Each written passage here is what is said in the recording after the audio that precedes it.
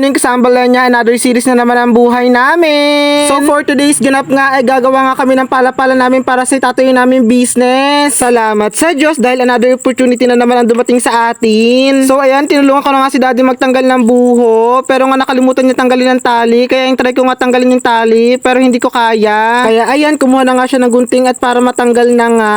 Alam nyo ba guys, napaka-bless talaga ng araw na to dahil binigyan kami ni Lord ng panibagong business. Salamat sa Diyos. At this is it, pansit, para makapag-focus na nga tayo sa pagba-vlog. Alam nyo ba guys, ang hirap ko talaga i-give up yung pagba-vlog. Kahit nga wala pa tayong kita sa Facebook today, pero darating din yung panahon nakikita rin tayo. Kaya keep it up lang. Dahil sa lahat ng hirap, merong ginhawa.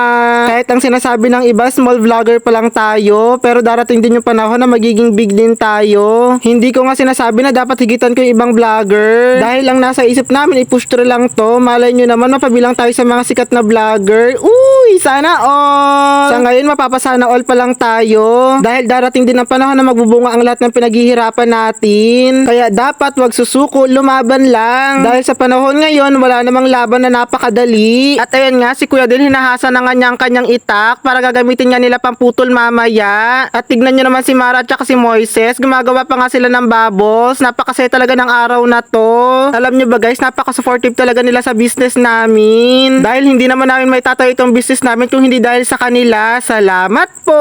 Tingnan nyo nga guys, sa Ate Matit, busy-busy talaga sa pagbibusiness niya. Halatang focus na focus talaga siya sa goal niya. Sila talaga ang nagturo sa amin na patuloy na magpasalamat sa Diyos. Sa kahit anong blessing man ang natatanggap natin, kailangan natin magpasalamat. Dahil gumising lang tayo sa isang umaga, napakalaking blessing na sa atin ito. Kaya kailangan sa lahat ng success, kailangan ng sipag. Hindi naman pwede basta tumiling ka, humihiling ka lang. Kailangan mo din magsikap. At ayan nga, si Mara, nag-i-enjoy talaga siya sa paglalaro sa tubig. Alam nyo ba guys, kahit napakainit ngayon, kailangan natin gumawa. Dahil kagaya nga ng sinabi ko, kapag may hirap, may ginhawa. At ayan nga, naghukay na nga si Daddy para sa posting itatayo nga nila. At eto naman si Kuya Del, kumukuha na nga siya ng dahon ng nyog habang si Daddy ay naghuhukay. Tulong-tulong talaga ang lahat. Salamat po!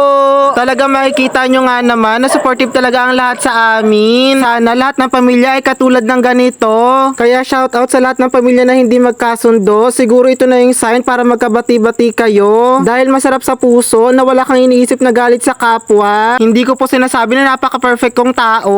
Dahil may puso't nararamdaman din po ako, nasasaktan din. Alam ko yung iba mahirap magpatawad, pero sana soon magpatawad na po tayong lahat. At ayan nga, si Daddy tatayo nyo na yung poste. At may pasuot-suot pa nga siya dyan ng helmet. Alam nyo ba guys, napakainit talaga ngayong panahon. At eto na nga si Kuya Del, ang dami niya na nakuhang dahon ng nyog. Yan nga pala ang gagamitin namin pambubong pansamantala. Napakasarap talagang tumira sa probinsya. Dahil sa maliit na halaga lang ay meron ka ng pala-pala para sa iyong business. At tignan nyo nga silang dalawa, hindi mo talaga makikita sa kanila ang init. Pero kahit ganun, alam kong pagod na sila. Pero gusto nga talaga nilang matapos. Alam nyo ba guys, wala talaga silang sinayang na oras. Lahat talaga ng oras nila ay ginugol nila sa pagtayo ng pala-pala. Sana soon, sariling bahay na natin ang ipapatayo natin. At ayan nga, si Angel Locsin may pagbisita pa nga talaga sa atin. Dahil gusto niya nga talaga itong matapos. Sobrang hands-on nga talaga ang everyone. Tignan nyo naman, kahit may init, bumisita pa rin siya sa atin. At tignan nyo nga ako, pagod na nga ako niyan kasi nga sa sobrang init. At dahil business natin to, kailangan nating magsumikap. At ayan na nga, habang gumagawa nga sila ng kubo, ako naman tutulungan ko nga muna sa Ate Matit mag-ayos ng mga soft drinks sa ref. At tignan nyo naman tong batang to, napakabibo talaga nilang dalawa. Napaka-productive talaga ng araw naming lahat. Once talaga na-engage ka sa business, wala ka talagang sasayanging oras. Lahat talaga i-google mo sa business mo. Sana lahat kayo sumuporta sa aming business. At sana dumating ang panahon na lumago ang aming mga pinaghirapan. At patuloy lang tayong magpasalamat sa ating Panginoon. Dahil malay mo soon, isa na tayong franchise owner ng food industry. At ayan nga, alas 5 na nga yan guys. So magliligpit na nga sila. Salamat sa Diyos at malapit na mabuo ang ating pala-pala. Lamesa at upuan na lang. At dahil nga napagod ang lahat at ito naman tatlo ay nagutom pa. Salamat po Ama sa pagkain pinagkaloob nyo po sa amin ngayong araw. At after nga kumain ni Daddy, binalikan niya na nga yung mga hindi niya pa naliligpit. At tignan nyo nga, oh, napakaganda na nga talaga. Alam nyo ba, kahit napakaliit lang nito, napakasaya talaga ng puso namin. At gabi na nga, gumagawa nga kami ng yelo dyan dahil napakabilis talaga maubos ng yelo dahil sa init ng panahon. At hanggang dito na nga lang pala mga Kazambalenya. Salamat sa panonood. susunod!